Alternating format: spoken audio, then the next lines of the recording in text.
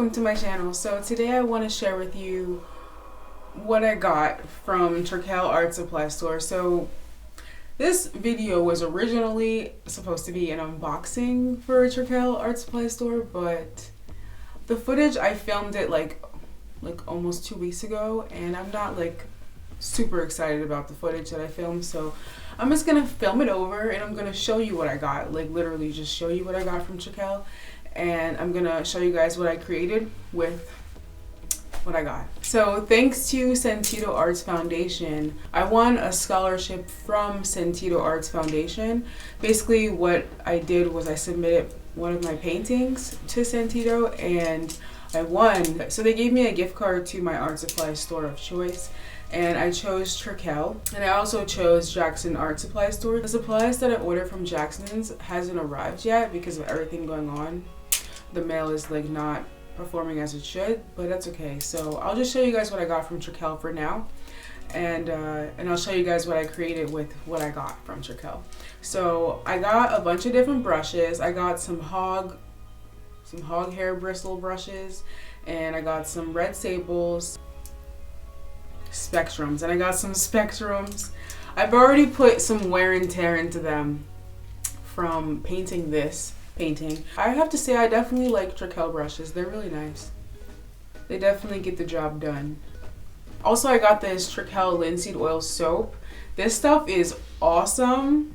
It smells pretty bad, but it kind of smells like, the smell is like growing on me now, but my first initial impression of the smell of it was like, you ever smelled those original bars of soap, authentic animal fat soaps? That's what this smells like. I used to clean my brushes before I got this with just some linseed oil, and I would just get all the pigment out with the linseed oil, and then I would just wash it with some dish soap.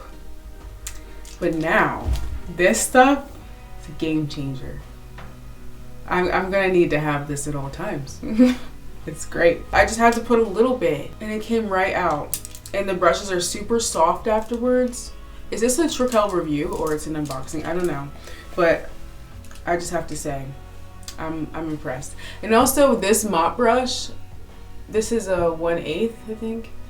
Yeah, it's a 1/8 Trekell mop brush. I really wish that I got it in different sizes, but I didn't, so. When I was ordering this stuff on the website, I read that Trekell plans to discontinue their natural fiber brushes. So I'm glad that I was able to pick up some before they were all gone. So I got some red sables from there, and they're amazing. I think my favorites were 1 and a 6. These were like 2 of my favorite brushes to use for this painting that I created. I'm gonna show you guys the painting and everything. This is a, so let me, I'll keep talking about the brushes. We'll get to the painting. So yeah, I just got some filberts and some rounds and some square. I'm super grateful for this. So thank you again, Sentido, for the scholarship. I was like super excited for the scholarship because it was enough money to be able to actually finally purchase some real, authentic oil paint. I've been using a mixture between student grade and artist grade oil paint, but it's not like the top quality. With the scholarship, I was able to get some Michael Harding oil paint. I'm super excited. Like, let me tell you, I know they say when you start painting to just invest in top quality materials from the beginning because it's going to make your life much easier. But when I started painting in oils, I didn't have that kind of money to invest because, for example, like this is like $30 for like one of these. So I didn't have the money to get, I didn't have all that cash to shell out, but I wanted to paint. So I just got the cheapest stuff possible. So finally, after a few years of working with oils, I have finally been able to try some legit oil paint, and it's, dude, like it makes a world of difference. For example, titanium white. This is series 1 Michael Harding titanium white. I've been using, okay. All right, so this is Michael Harding series 1 titanium white paint. I've been using, this is Masterclass.